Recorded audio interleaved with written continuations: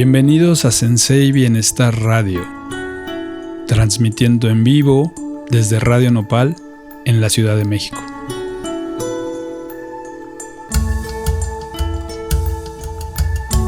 Este proyecto tiene la intención de difundir las ideas, el trabajo sobre la masculinidad sana, el desarrollo de conciencia, el coaching y las artes marciales.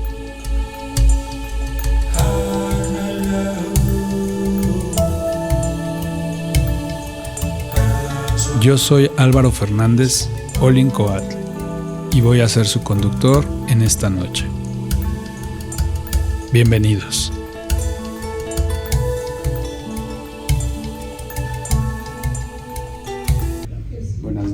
Buenas noches, aquí desde Radio Nopal, la segunda parte de nuestro programa.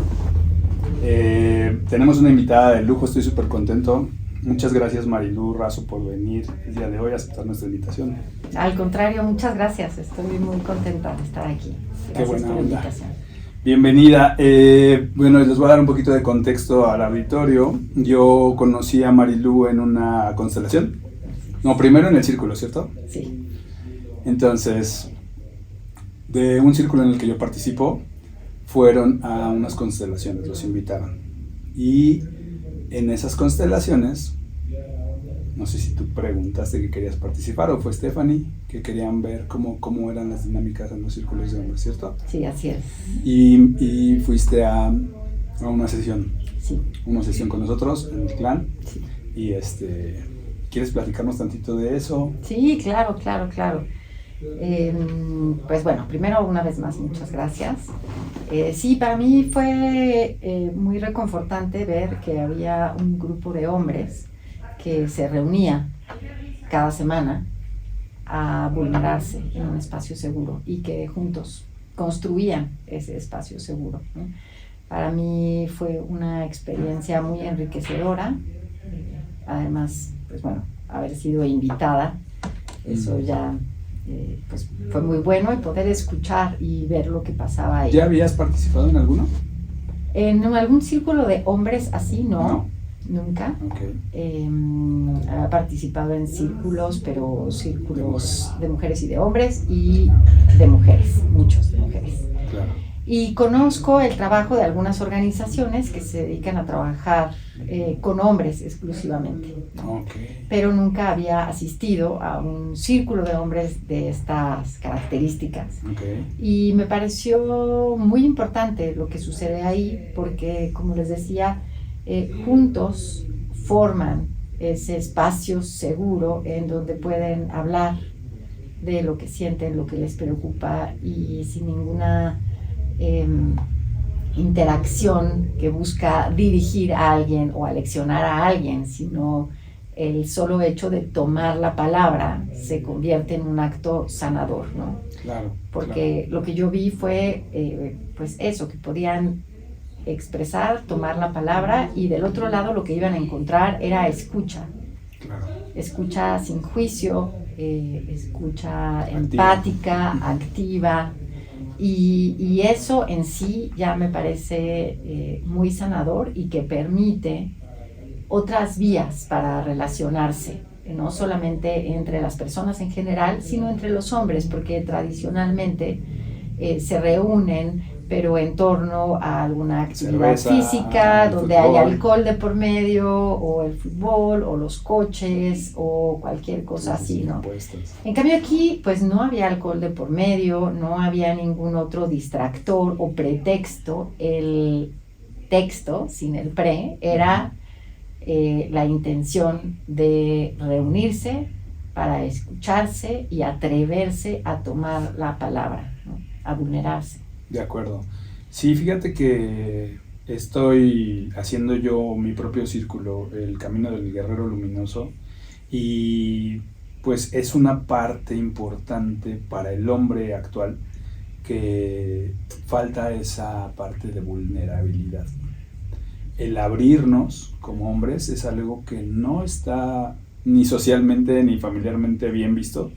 El hombre puede tener una emoción que es la del enojo, y ya, y la de la alegría, ¿no? Entonces como que o está enojado o está contento, pero yo me acuerdo de mi abuelo, de mis tíos, de mi papá, enojados. Y yo mucho tiempo también enojado, ¿no? Yo soy papá, tengo una hija de 28 años, pasé todas las etapas, todos los cumpleaños, todo, y pues a veces yo estaba muerto de miedo, pero yo tenía que estar enojado porque no podía decir, ni mostrar, ni nada, ¿no? Comunicar. ¿Y a quién? Porque también no había tanta conciencia y tanto desarrollo, ¿no? Como ahorita. Entonces era difícil para mí poder hablar algo así. Y yo lo aprendí también. O sea, tú ves y vas repitiendo patrones, ¿no? No me justifico, pero pues era muy común ver a mi papá enojado, a mi abuelo enojado, a mis tíos enojados, etc. Entonces, el vulnerarnos, el poder aprender a que no eres menos hombre por ponerte en un estado de vulnerabilidad, y también hacerlo con hombres, hablarlo con hombres, es algo también muy extraordinario que ayuda a sanar muchísimo, muchísimo, muchísimo, muchísimo. Porque si tú en algún mal momento tomabas la decisión de vulnerarte y abrir, eras buleado, te burlaban, etcétera, etcétera. O sea, realmente era de denigrarte, etcétera, ¿no? Darte diferentes nombres. Gracias, Robert. Y era siempre una consecuencia negativa. Entonces era peor abrirlo, era peor hablarlo. Entonces buscar cuidar mucho eso, ¿no? Entonces nos empezamos a cerrar. Y después ya no sabemos, porque yo hablaba con otro amigo que también tiene un círculo, Checo, que le mando un saludo, y él decía, la comunicación, la terapia es mucho más fácil para las mujeres, porque las mujeres tienen mucho más la forma de hablar y de comunicar sus emociones, en general, que los hombres, porque los hombres no tenemos este contacto con nuestras emociones, no las identificamos, no sabemos cuáles. No sé qué es el estar frustrado, o sea, como definir exactamente cómo lo siento, o si son varias emociones al mismo tiempo, etcétera, ¿no? Entonces, cuando viene la terapia, y aunque le preguntes a un hombre, a veces no sabe qué contestar. ¿Qué sientes? No sé, ¿no? Esa parte es muy, muy fuerte. Y entonces el ir y hablar, el actuar, hacemos dinámicas nosotros en el círculo, y estas dinámicas a los hombres nos sirven muchísimo. Es que es muy interesante lo que estás diciendo, porque tal cual, ¿no? A los hombres se les permiten y se les fomentan dos emociones, ¿no? La alegría y el enojo. Y entonces cada vez que empiezan a sentir tristeza o miedo o cualquier otra cosa, luego la transforman en enojo, ¿no? Y entonces empiezan a ya no poder identificar qué es lo que están sintiendo, porque luego piensan que es enojo, ¿no? Y por el otro lado, a las mujeres, si bien se nos ha permitido y fomentado expresar la tristeza, el miedo, la vulnerabilidad, la alegría, no se nos ha permitido sentir el enojo y la potencia que puede tener el enojo, ¿no? Es justamente lo contrario, ¿no? Entonces estamos habituadas a decir estoy triste, y muchas veces no estamos tristes, estamos enojadas, pero no sabemos muy bien qué hacer con ese enojo, porque además cuando se expresa, pues vienen comentarios como, ay, qué enojona eres, seguro estás en tus días, ¿qué te pasa? Que seguro no tienes pareja, eres una amargada, no vas a conseguir así nada, mejor sonríe y sé linda y sé paciente y sé, ¿no? Y es un entrenamiento también ahí, ¿no? Y es un entrenamiento también ahí. Entonces es interesante lo que dices, porque todas estas cosas nos han afectado y moldeado nuestra manera de relacionarnos con nuestras propias emociones y de expresarlas, tanto a los hombres como a las mujeres, ¿no? De acuerdo. Hay una teoría ahí que nos compartieron y la voy a compartir aquí. No sé si tú la conoces, pero ¿por qué el fútbol es la nueva religión y es la pasión de los hombres en el mundo? Y hay una teoría que me encanta, que dice, porque en el fútbol, por ridículo que parezca, están entitled, o sea, como que tienen el derecho de expresar cualquier emoción. Sí, ahí lloran. Sí, fíjate. Puedes llorar y perdió su equipo, está bien. Uh-huh. Puedes gritar, puedes patear, pegarle a la pantalla, se justifica. ¿Qué es eso? ¿No? Que es el único espacio donde tú realmente como hombre te pudieras expresar emocionalmente, sin que seas mal visto. Pero fíjate, es interesante porque hay algunos estudios que muestran cómo la violencia familiar, por ejemplo, y la violencia de la pareja, y la violencia familiar a los hijos y las hijas también, aumenta con los partidos de fútbol, ¿no? Claro, entonces, hay algo ahí que habría que reflexionar también, ¿no? ¿Por qué? Bueno, a mí sí me suena porque ya entras, desafortunadamente, siempre que hay partido hay cervezas, ¿no? O por lo menos, ¿no? Entre marihuana, etcétera, etcétera, más cosas. Y es como que la antesala, ¿no? De, pues ya es el partido, me puedo poner una borrachera, ¿no? O sea, como que eso es muy común en muchos lugares, en muchas familias, en muchos amigos, etcétera. Entonces creo que también exacerba las emociones, por supuesto. Y ya en ese ambiente de mucho caldo de cultivo emocional, pues si ya traigo yo algo con la pareja, con el hijo, y pues ahí yo creo que se exacerba, es un detonante, ¿no? Es un detonante, exactamente, y por eso creo que espacios como los círculos que tú facilitas son importantes, porque efectivamente llegan a los partidos de fútbol en donde se permite la expresión de todas las emociones, pero vienen cargadas de una historia previa, ¿no? Entonces ahí se permite, pero una vez que se abre, se detona, entonces sale la furia contenida que está hecha de muchas emociones negadas, ¿no? Como la tristeza, como el miedo, como los celos, como la frustración, y todo eso sale ahí y luego se desquita, ¿no? Porque no se ha facilitado ni se ha enseñado a que puedan dialogar, por ejemplo, ¿no? O a hablar de sus emociones en un espacio seguro. Entonces, no se sabe. Entonces, espacios como los que tú facilitas permiten que se empiecen a construir y a pensar en otras vías para enfrentar, identificar y comunicar lo que se está sintiendo, ¿no? Un contrapeso, realmente yo sí lo veo, un poco de contrapeso con conciencia, con encuerpar, no sé si la palabra es correcta, pero o sea, como que meter al cuerpo estas dinámicas donde puedas expresarte en un lugar seguro, donde no hay juicio. Hacemos acuerdos previos, bueno, tú estuviste en el círculo, hacemos acuerdos previos donde no va a haber juicios, donde no juzgamos, donde aceptamos a las personas que puedan venir al círculo. Pueden venir con cualquier orientación, no se les va a dar un trato diferente, pero vamos a ser parte del mismo círculo y vamos a contener, ¿no? Entonces vamos a estar ahí para los demás. Escucha activa, que eso también es algo que no existe en muy pocos, ¿no?, campos que no sean de salud mental, y eso es muy raro, ¿no?, que la gente realmente te ponga atención o que tenga esta capacidad.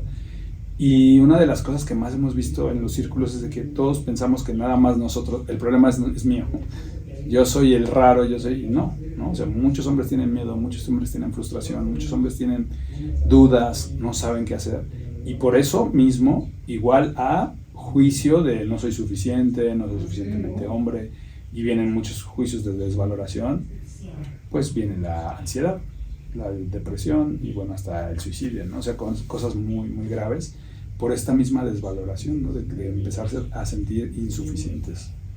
Claro, porque se genera la falsa percepción de que el hombre estereotipo existe, claro, ¿no? Y es una lucha infinita que pues no te lleva a ningún lugar, ¿no? O no necesariamente te lleva a un buen lugar, ¿no? Porque es por supuesto lo que dices es cierto, ¿no? Los índices de suicidio son altos y también las conductas de riesgo en el que muchas veces se meten por cumplir con ciertos estándares de hombría que están ahí impuestas, ¿no? Hay que ser agresivo, valeroso, pero valeroso entendido no como la capacidad necesariamente de expresar mis emociones, sino de ponerme en riesgo para demostrar que yo no tengo miedo, porque ese estereotipo de hombre o esa imagen de hombre no puede tener miedo, ¿no? Entonces me meto en situaciones de riesgo porque no puedo tener miedo y me meto a lastimar a otros porque tengo que demostrar, ¿no? Y bueno, a resolver los conflictos a través de la agresión, ¿no? De la violencia. De la violencia. Sí, caray. Pues ahorita que estás diciendo esto me recuerda mucho Tengo una amiga que está viviendo ahorita en Barcelona, también psicóloga, y ella es venezolana, estuvo viviendo aquí en México, trabajando con empresas muy grandes, también hacía talleres, y ella me decía, mira Álvaro, ella es venezolana, entonces vivía en México pues como outsider, ¿no? Como alguien de fuera, viendo todo esto tejido social desde una parte de Venezuela, no mexicana. Entonces decía, no escuchas que digan en Latinoamérica, él es un macho colombiano o él es un macho ecuatoriano, es el macho mexicano, o sea, como así con todas sus rimbombantes, ¿no? O sea, el sombrero, la televisión, todo lo que la cultura misma lo ha estado empujando, y pues Pedro Infante, ¿no? Y Vicente Fernández, y la pistola y el charro y las botas y el sombrero y las dos mujeres y el caballo, la botella, lo que decías de la pistola, bueno, para los golpes, etcétera, ¿no? O sea, como era algo como muy aspiracional. Y se estuvo perpetuando, ¿no? Entre todas las generaciones. Pero en México, ella lo que ve, siendo parte de Latinoamérica, pero no mexicana, que aquí había mucho más peso. O sea, el mexicano tenía más peso que el latinoamericano en general, por poder querer cumplir esta personalidad, ¿no? Encuerpar, o sea, encarnar este hombre que tiene que ser, que se pone en riesgo, el héroe, ¿no? Y también, bueno, ya de una parte como tal vez psicológica sería la inmadurez, ¿no? Así es. Masculinidad inmadura, que la parte del héroe, ¿no? De ponerte en riesgo, de querer salvar, de querer, pues Pancho Villa, ¿no? Zapata, los héroes nacionales y todo esto, pues como eran, ¿no? O sea, con muchas esposas, pistola, sombrero, y era esta forma de hombría que pues sí, muy a querer lograr, ¿no? Muy aspiracional, poder ser el macho, ¿no? Que eso se ha ido actualizando, ¿no? Porque hoy, a través de, pues, si lo mezclamos con el capitalismo y con toda la cultura de consumo y de valor a partir de lo que se produce, un valor extraño, y del narcotráfico, sí, pues eso se actualiza. Entonces, sí, tenemos pues índices de adolescentes y de hombres que están verdaderamente en una situación de riesgo, ¿no? Sí, pues eso es un poquito el contrapeso que queremos hacer, ¿no? O sea, dinámicas diferentes que te permitan autoconocerte, que te permitan aprender a saber cómo son tus emociones, cuáles son, identificarlas, expresarlas, sin que tenga que ser por medio de la violencia, de la agresión, o que tengas que estar tomado o fumado o bajo el efecto de alguna medicina, droga, etcétera, para poderlo expresar, ¿no? Entonces que sea algo de una forma cotidiana y aparte en un ambiente sano y contenido. Eso es lo que queremos, lo que estamos buscando hacer. Que además es una especie de reeducación de todas las personas, ¿no? Porque estoy imaginándome en esto que estás diciendo, cuando aprenden y se dan cuenta en la experiencia de lo que puede cambiar y provocar un círculo como lo que estás describiendo. Me imagino entonces la posibilidad de tener esa comunicación abierta y de escucha activa cuando tenemos un problema en pareja, ¿no? Porque normalmente cuando tenemos un problema en pareja, y no nada más en pareja, ¿no? Pero pensando en eso, sí. No necesariamente estamos escuchando de manera activa, estamos escuchando pensando en cómo nos vamos a defender. Sí. Y yo creo que el solo hecho de permitirnos escuchar al otro, a la otra, sin querer justificar, sino solamente escuchar y entender desde dónde y por qué está diciendo lo que está diciendo, ¿no? Para en un segundo o tercer momento llegar a un acuerdo y a una negociación entre dos personas que tienen valor en sí mismas, que tienen dolores, que tienen alegrías, que tienen sueños, que tienen miedos, que han tenido fallas, y entonces intentar validar y construir algo juntos, ¿no? Qué bonito que lo mencionas, y muchas gracias por eso, porque sí, estos círculos son pequeños laboratorios, ¿no? Donde aquí tenemos acuerdos, pero la idea es de que tú puedas llevar estas dinámicas a tus campos profesionales, a tus campos familiares, de pareja, y donde puedas practicar todo lo que estamos haciendo, expresar mis emociones sin enojarme, sin molestarme, sin que sea desde una parte visceral o reactiva, sino que yo pueda empezar a identificar mis emociones y poderlas comunicar sin agredir, sin lastimar. Eso es un paso. Yo te lo digo así, muy honestamente, para mí me ha sido un parteaguas. O sea, he cambiado muchísimo, he crecido muchísimo en este aspecto gracias a esto. Y la escucha activa en los grupos de Cuarto Camino en los que he participado durante ya muchos años, sí era como algo bien importante que queríamos siempre estar buscando.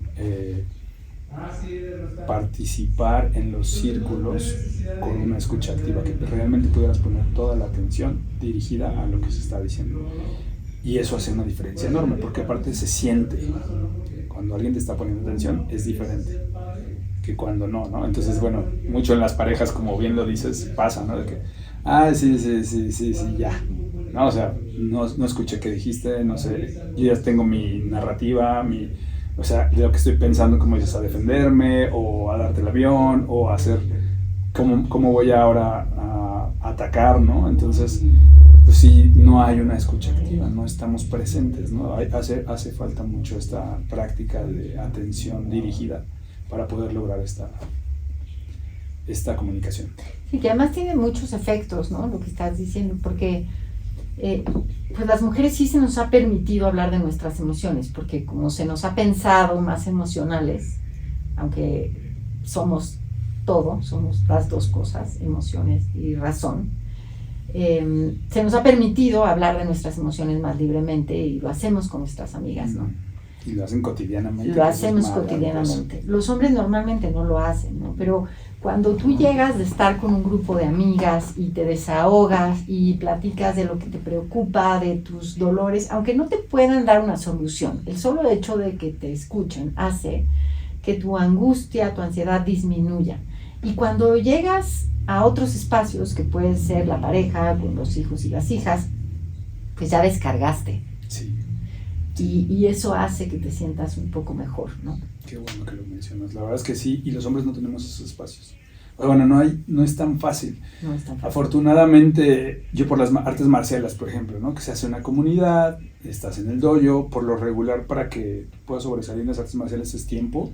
O sea, no es como que son cosas de mucha disciplina, de estar continuo, de estar entrenando, de estar dando clases, tomando clases, etcétera, mejorando para que puedas participar. Y entonces eso hace que la convivencia sea cotidiana. O sea, yo a muchos de mis alumnos los veía más que a mi hija y que a mi pareja, ¿no? En ese momento, porque pues estaba todo el tiempo ahí dando clases, enseñando, tomando clases, compitiendo, etcétera. Y se hace una comunidad donde puedes empezar a hablar algunas cosas, pero no es el lugar ideal tampoco, porque tienes un rol, o sea, eres una persona que estás cumpliendo ahí con alguna parte también, ¿no? Entonces, en las artes marciales hay muchos valores que en la vida, pues, no los encuentras tan fácil, ¿no? El honor, la jerarquía, el respeto por los mayores, las cintas, los profesores, todo esto tiene mucho que ver con cómo se conduce las personas en estos círculos, en estas comunidades. Y a mí me ayudó mucho, pero no todo el mundo tiene acceso, no todos los hombres tenemos acceso a eso, no lo buscan o no se los inculcan, no saben, y entonces pues viven sin todas estas formas que al final te podrían ayudar, pero pues no están la gente no las busca. Es que no es un camino fácil también, o sea, sí cuesta trabajo, ¿no? O sea, sí hay que meterle muchas ganas, etcétera. Entonces, pues bueno, esto es lo que nosotros estamos dando como una opción para la gente que pueda venir y participar en dinámicas, en aprender a comunicarse, en vulnerarse, emprender, y que eso no te hace menos hombre, ¿no? Yo creo que eso que estás diciendo, esto al final es muy importante, ¿no? ¿Cómo poder romper esa imagen de hombre que no existe, ¿no? Y que genera tanto dolor, tanta violencia, tanto sufrimiento, tanta separación, ¿no? Y yo me imagino muchas veces que sucede un poco como con las películas de La Guerra de las Galaxias, con esa película en concreto de creo que es el Retorno del Jedi, cuando Luke Skywalker está en esta lucha con Darth Vader. Y de repente se quita la máscara Darth Vader y resulta que es su padre, ¿no? Y le dice, sí, soy tu padre, ¿no? Pero es interesante porque a grandes rasgos se van haciendo con esta máscara y no es disfraz sino pues traje, sí, ¿no? Ese traje. Negro, cuando se dejan llevar por la ira, ¿no? Cuando es la ira los que lo toman, porque recuerdo que Luke Skywalker justo en esta lucha empieza a dejarse ir por la ira, por el resentimiento, por el enojo, y empieza a transformársele la mano, ¿no? Sí. Y entonces tiene que regresar a este otro estado en donde tiene que tranquilizarse. Y entonces queda claro que pues Darth Vader, cuando nos cuentan su historia, eso le pasó, ¿no? Tuvo un dolor muy grande que transformó en ira, se dejó llevar por la ira y se fue a ese lugar en donde la manera de vincularse era la agresión y la destrucción. Y eso claro que le daba un poder, ¿no? Claro. Sí le dio un poder. Pero para poder realmente ver a su hijo sin la máscara, tuvo que quitársela y estaba tan identificada consigo mismo que él dice, si me quito la máscara me voy a morir, porque ya no voy a poder respirar sin ella, ¿no? Sí, es cierto. Y creo que eso es lo que sucede, lo que hemos hecho tradicionalmente como sociedad con las emociones y los hombres, ¿no? Al quitarles la posibilidad de expresar tristeza y hacerse cargo de su tristeza, de expresar miedo y hacerse cargo del miedo, y etcétera, etcétera, es como si les dijéramos, el único camino es dejarte tomar por la ira y destruirlo todo para tener un lugar, ¿no? Nada más que el costo es altísimo. Por supuesto da un poder, ¿no? Pero pues el costo es alto. De acuerdo, ¿no? De acuerdo. Pero pues no había referencias. Yo hablo por mí, yo tengo 50 años. Claro que entonces no ya vengo yo de una generación que es diferente a la de ahora. Y pues no había referencias. Y si yo veía a mi papá, o a mi abuelo, o a mi otro abuelo, o a mi bisabuelo, pues uno era militar, el otro era policía, el otro era del servicio secreto, todos traían pistola, todos, o sea, como que mis referencias pues eran casi que las de la película de, ¿no? Pedro Infante, y en muchos aspectos. Entonces, ¿qué referencias? ¿Y dónde más? O sea, tampoco, ¿no? Los núcleos familiares, pues y todos, y aparte son los héroes de la casa, y son los pilares de la familia, pues es para allá, o sea, como que no, o sea, realmente no justifico para nada. Afortunadamente he escogido un camino diferente y estoy en mi trabajo, no estoy diciendo que ya estoy resuelto ni mucho menos. Yo creo que nunca se resuelve uno al 100%, pero pues por lo menos sí me cuestiono, sí trato de buscar alternativas y aprender. Cuesta mucho trabajo. De talleres que he hecho donde he puesto dinámicas de combate literal, así con guantes y todo, y a los mismos hombres que hicieron el combate abrir sus emociones, y les pregunto al final del taller, ¿qué te costó más trabajo? Todos, 100% me han dicho la expresión de las emociones. Mucho más difícil que poderme poner los guantes y agarrarme a golpes en un combate con alguien aquí. Entonces, pues sí es bien difícil y no sabemos, estamos en oscuras, ¿no? Así de palos de ciego para poder aprender a conocer las emociones, qué referencias hay. Ahorita ya hay muchas más, afortunadamente, y hay muchos talleres, hay muchos cursos, hay muchas referencias, libros, etcétera, donde se pueden ver pues mejores referencias y que te chequen, ¿no? Hay muchas formas de masculinidad sana, madura, y que no tienen que ver con el sombrero, ni con la pistola, no, nada más es eso, ¿no? Pero bueno, pues yo hablo por mí, que esa fue la realidad que a mí me tocó. Y sí, lo que dices es súper importante, ¿no? ¿Cuáles son los referentes con los que nos vamos identificando al crecer, ¿no? Las mujeres también hemos ido a través del tiempo dándonos cuenta que somos mucho más que eso que nos dijeron que éramos, ¿no? O que teníamos que ser, y que podemos que podemos querer dedicarnos, sí, podemos decidir tener hijos o no tener hijos, y también a estudiar, y también a decidir lo que queremos, y un montón de cosas, ¿no? Y hemos ido construyendo poco a poco referentes para que las niñas y los niños vean todas las posibilidades que existen, que no son únicamente esas que se fueron y se han ido heredando de generación en generación, ¿no? Sino construir otro tipo de referentes, otro tipo de diálogos, otro tipo de encuentros, de entendimiento, de forma para resolver los conflictos, ¿no? Sí, De narrativas. Tienes mucha razón. Me gusta mucho. ¿Nos quieres platicar un poquito de tu trabajo, de tu área profesional? Yo sé que estás trabajando con mujeres, bueno, en una asociación civil. He estado estudiando un poquito, estuve viendo algunos de tus podcasts que ayudan a mujeres en situación de riesgo. Sí. Eso es lo que haces profesionalmente, ¿no? En este momento. Sí, nosotras somos parte de una red nacional de refugios en donde estamos muchas organizaciones, más de 76, que brindamos atención integral a mujeres que están en situación de violencia y que su vida y su integridad está en riesgo, ¿no? Muchas veces vienen solas, pero muchas vienen con sus hijas y sus hijos. Wow, qué fuerte. Sí, y pues tienen que salir de sus casas porque su vida está en riesgo, ¿no? Como te decía. Wow. Desafortunadamente, de acuerdo con las cifras que tenemos, más del 50% de los feminicidios, que son pues, crímenes a mujeres con ciertas características, los cometió la pareja o la expareja sentimental. Sí. ¿No? Sí. Entonces, pues tienen que huir de esos espacios que tendrían que ser espacios seguros, que es su casa o el hogar, porque ahí pueden ser pues, asesinadas.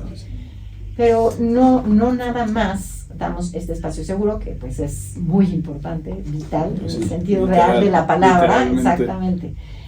Sino que les damos acompañamiento multidisciplinario a través de atención psicológica, jurídica, de trabajo social, en donde se genera un plan. Ellas pueden establecer un plan de vida y pueden descubrir, reconocer cuáles son todos los recursos personales que tienen y qué es lo que tienen que hacer para construir una vida distinta, en donde puedan establecer relaciones que para estar en ellas y vincularse no es necesaria la violencia y la agresión.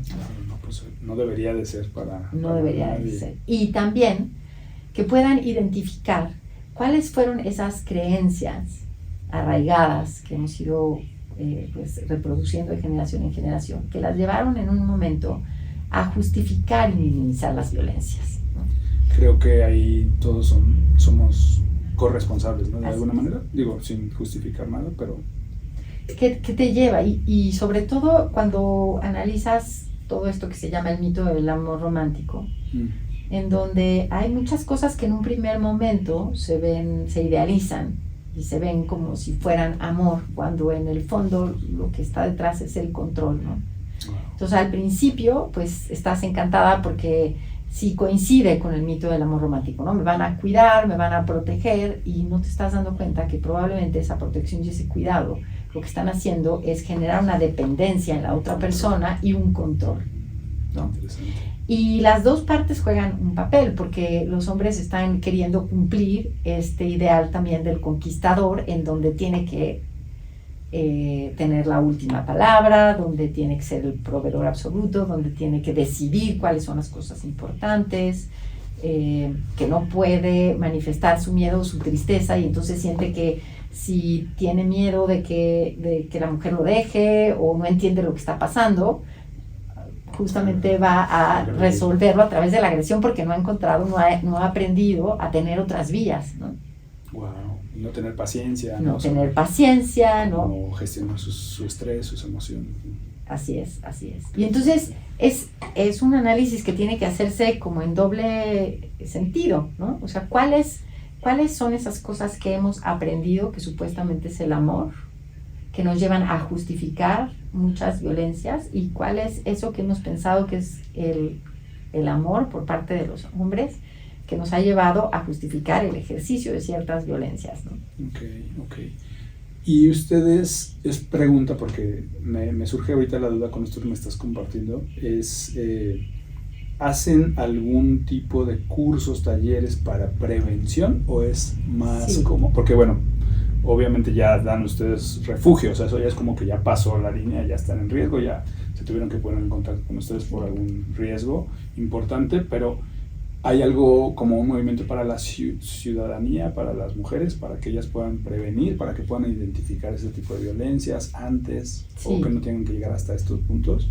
Sí, tenemos centros de atención externa en donde hay también atención psicológica, jurídica, asesoría social, gratuita, que eso ayuda a detener que la violencia escale, ¿no? A que puedan encontrar alternativas y tomar decisiones antes de que la violencia escale y el riesgo feminicida o de violencia. La gente puede ir gratuita.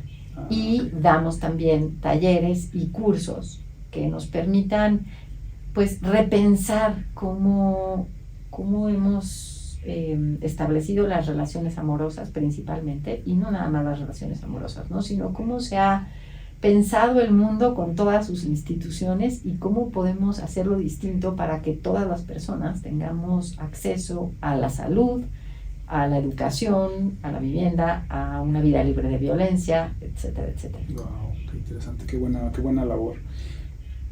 ¿Es solo para mujeres? Es solo para mujeres, nosotras, y bueno, niños y niñas, ¿no? Hasta a los 13 años. Ok, interesante. Porque también hay hombres, ¿no? Bueno, nos han llegado a los círculos y ahorita me está recordando, ¿no? También que sufren violencia de parte de mujeres.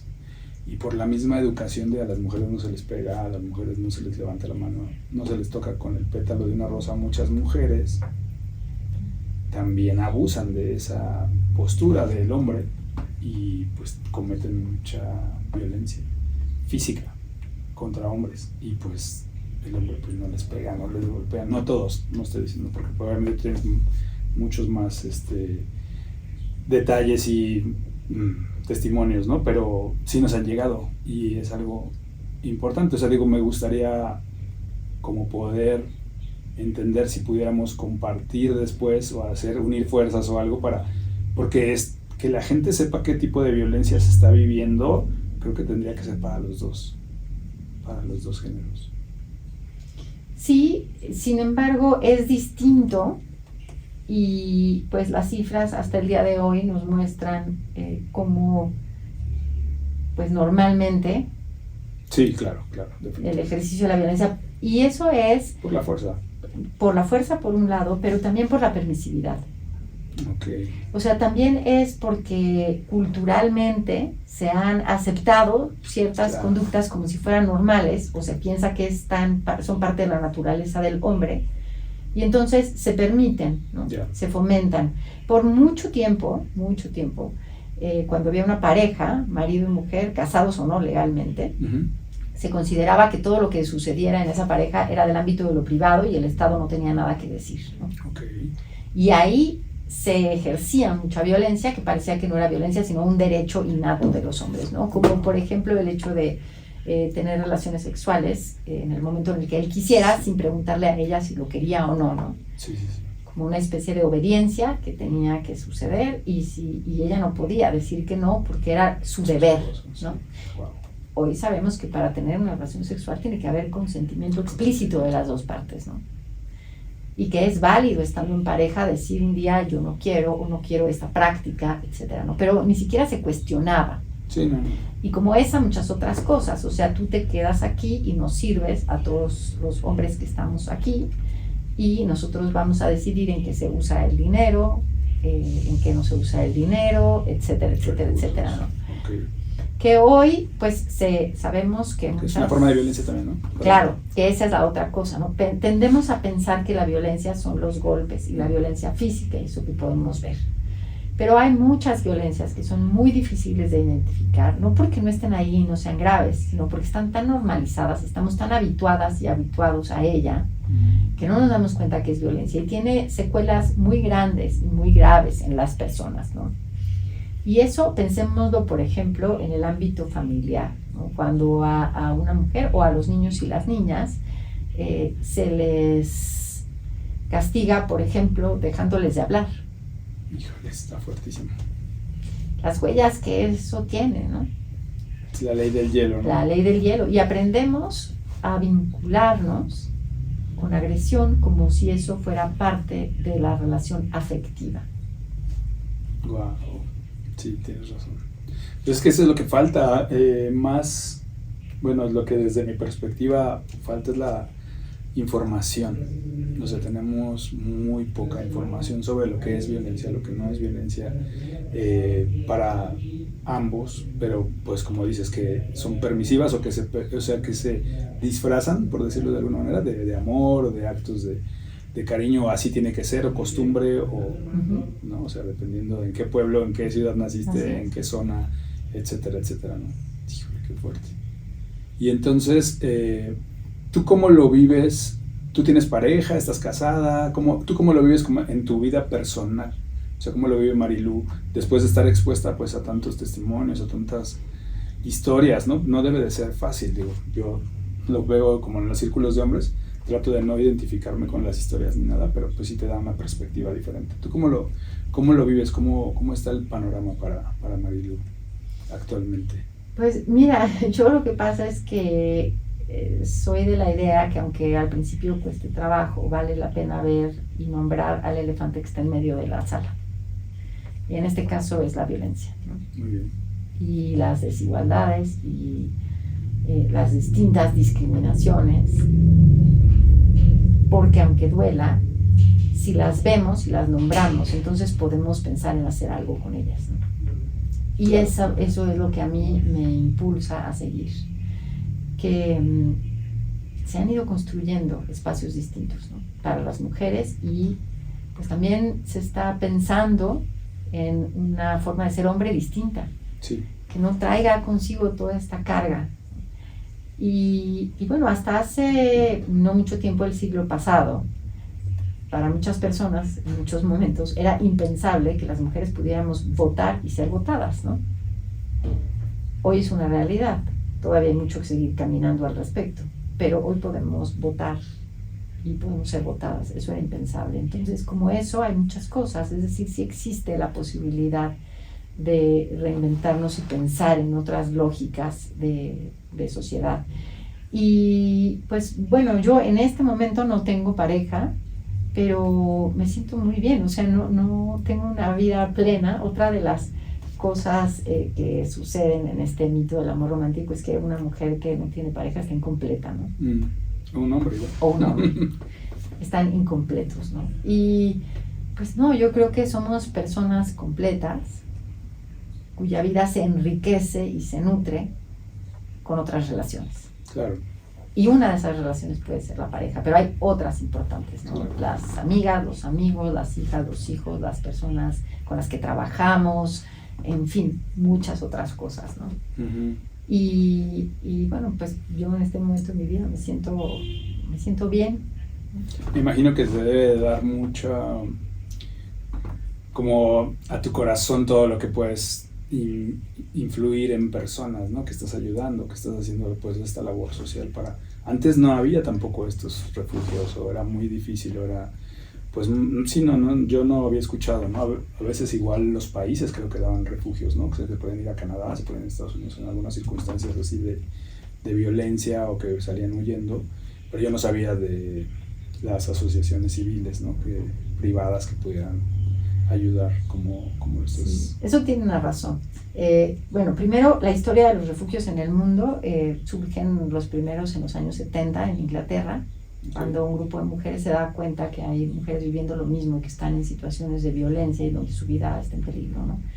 Pero en México los primeros refugios pues son por ahí de los años 80, aunque hay antes otras experiencias, porque las mujeres empezaron a resguardar unas a otras en sus casas, en casas de otras. Después eso tuvo que cambiar, y una de las razones por las que cambió fue por el altísimo riesgo, ¿no?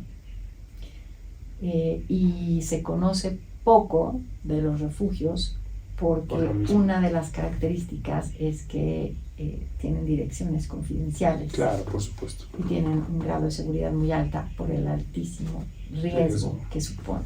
Claro, claro. Qué fuerte. Yo tengo una historia que te quiero compartir. Es muy personal. Es de cuando yo era niño. Entonces, a los 7 años, por ahí, de mis 7 años, mi mamá se enteró que mi papá había tenido otro hijo con otra mujer. Y mi medio hermano, Álvaro también se llama, nació y mi mamá se fue de la casa. Fue algo muy arrebatado, fue algo así muy, pues sin pensarlo, muy visceral, ¿no? Muy como ella quería que la otra pareja siguiera con el papá y ella se iba a quitar del camino y iba a hacer esto. Yo no juzgo cómo lo hizo, pero nos llevó a la sierra de Oaxaca, o sea, nos fuimos a esconder. Eso sí está, yo creo que más alto de la seguridad que los refugios, porque vivíamos en un lugar completamente aislado. Llegábamos o sea, no había camino pavimentado, por ejemplo, para decir algo, ¿no? Primero era por veredas y luego era por sí, cañadas, etcétera. Llegábamos a una casita donde tenía el piso de tierra y ahí estuvimos como 9 meses. Mi mamá tenía la idea de que mi papá pues iba a tener mucha violencia en cuanto se enterara, ¿no? Pero no fue así. Mi papá no, o sea, él pensaba que nos habían secuestrado, porque mi mamá no dejó ni una nota, ni nada. Y mi papá sufrió muchísimo esos 9 meses que no tuvo nada de información por la idea de mi mamá, ¿no? Al final pues fueron de los peores meses de la vida de mi padre. Él ya falleció, pero bueno, después de cuando ya nos contó, cuando yo ya estaba más grande, de cómo sufrió mi abuela, cómo sufrió mis tías, y mucho era la idea de mi mamá, del miedo que le tenía. Mi papá sí era muy violento, con ella no tanto, bueno, no así como él ya pensaba, ¿no? Pero ella ideaba, o sea, imaginaba que iba a pasar algo así terrible con ella, contra ella, y a lo mejor contra nosotros mismos, pero mi papá pues no. Y de hecho cuando ya ella regresa y se hablan, para hacer la historia más cortita, mi papá pues nos recibe casi con fiesta, ¿no? Entonces fue bien interesante vivirlo ¿Y qué pasó con ella cuando regresaron? Se embarazó. O sea, se quedó con tu papá. Hermano, mi hermano Gerardo. Después de 10 años, que justo fue cuando ellos como que la reconciliación. Y después, ya a los otros 10 años se divorciaron. Y ya, definitivamente. Pero fue bien interesante. Digo, te lo comparto nada más porque tú estás en Yo lo viví como hijo. De ir a la escuela, de usar zapatos, de vivir en una calle, a irte a vivir a un lugar donde pues cambiaba completamente el escenario de conciencia, ¿no? O sea, no había calles, no había, o sea, vecinos, piso de tierra. Fue algo bien extraordinario. Para mí muy padre. Yo andaba feliz, no iba a la escuela, traía un machete, me subía a los árboles, cortaba naranjas. O sea, para mí como niño a esa edad, pues fue padrísimo, era como ir al parque todos los días, ¿no? Pero pues bueno, todas las implicaciones ya más de adultos que vivió mi padre por un lado y por otro lado mi mamá, ¿no? Y cómo eran la misma realidad vivida desde dos diferentes pues perspectivas. Y probablemente en ese momento no tenían ninguno de los dos las herramientas para resolver una situación como esa, ¿no? Y eran súper jóvenes también. Sí. Estaban en sus 20s, por ahí. Sí. Pero bueno, te lo quería platicar porque ahorita que estabas diciendo que se llevan a los niños y esto, pues sí tiene... Entiendo, pues, desde dónde... Sí. En nuestra experiencia, pues sí es... Por mucho tiempo se pensó que los niños y las niñas eran víctimas indirectas de la violencia familiar, ¿no? Y hoy sabemos que no, que son víctimas directas de la violencia familiar, aunque no necesariamente los golpeen a ellos, porque cuando ven, pues, no solamente golpes a la mamá, ¿no? Sino agresiones de todo tipo, violencia psicológica, económica, amenazas, chantaje, etcétera, ellos están sufriendo los efectos de esa violencia. Muchos muy chiquitos intentan proteger a la mamá. Recuerdo varios casos, ¿no? Pero de una chiquita que decía que por primera vez estaba durmiendo tranquila sin tener que tener algo para defender a su mamá debajo de la almohada, ¿no? Wow. Defender a su mamá y a ella misma, y era una niña de 9 años, ¿no? Wow. O un niño que al principio no podía llorar, lo que dices tú, porque se le había enseñado que los niños no lloran, ¿no? y cuando salieron de esta estancia, pues mostraba sus emociones y se empezó a vincular con las otras niñas y con las mujeres de otro lugar, desde otro lugar, ¿no? Claro. La cosa es que cuando salen, regresan a la misma escuela o a una escuela similar en donde están todos estos niños y niñas respondiendo a estos mandatos que se han ido pues transmitiendo de generación en generación, ¿no? Y entonces justamente creo que valdría la pena llevar todo esto que están haciendo ustedes, entre otras personas, pues a todos los espacios para que desde muy pequeños y pequeñas aprendamos a vincularnos sin agresión y podamos expresarnos de manera libre. Yo te platicaba la última vez que estuvimos un ratito conversando, hice un método por medio de la experiencia que tengo en las artes marciales y de la meditación, donde combinando estas dos dinámicas puedes acceder a traumas físicos, específicamente físicos. He trabajado con mujeres, en este caso específico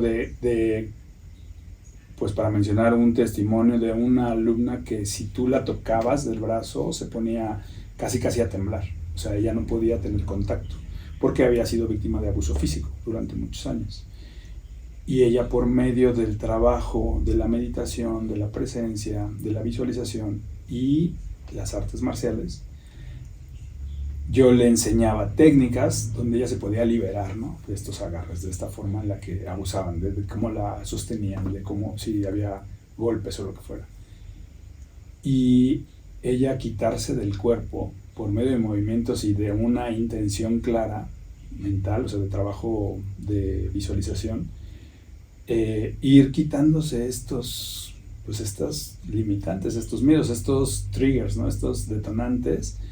Y bueno, para no hacer la historia tan larga, terminó compitiendo en un torneo de Jiu-Jitsu, salió en el podio y todo. ¿Qué quiere decir? Que pudo trascender ya todo estos traumas que estaban en su cuerpo por medio de agarres, tomas, etc. Y que los pudo entender y resignificar. O sea, hacer neuroplasticidad para poder ver que no necesariamente un agarre, un toque o algo tiene que tener esa misma final, ¿no? Que ahora ya tienes oportunidad y tienes otras formas de poderte defender, de poder saber qué hacer y que ya eres más fuerte, que ya tienes otra capacidad de conciencia. Entonces la vida pues se le abrió muchísimo. He tenido 2 casos específicos donde he trabajado con chicas que han sufrido abuso. Una está viviendo en Estados Unidos y otra está viviendo aquí en México, ahorita está en Oaxaca. Han sido alumnas mías, les he dado terapia, coaching y el desarrollo en las artes marciales. Muy específico, ¿no? Es muy puntual, es muy claro, o sea, no es una clase grupal, no es una clase para todos, porque hay que tener mucha paciencia. De repente en una clase se me salía corriendo, iba al baño, se encerraba, porque algo había detonado en ella y era un proceso, ¿no?, de acompañamiento, de paciencia. Pero lo que quiero compartirte es que sí se puede, sí hay una forma de reprogramación. Este método funciona, ¿no? Tengo los testimonios y yo lo he visto, o sea, yo las veía a ellas dos desde su postura, desde cómo se paraban, desde cómo entraban al dojo, desde cómo... Y después, que antes no las podías tocar, y después ya convivían con el grupo y tomaban una clase grupal y estaban arriba de alguien, abajo de... O sea, practicando, normal.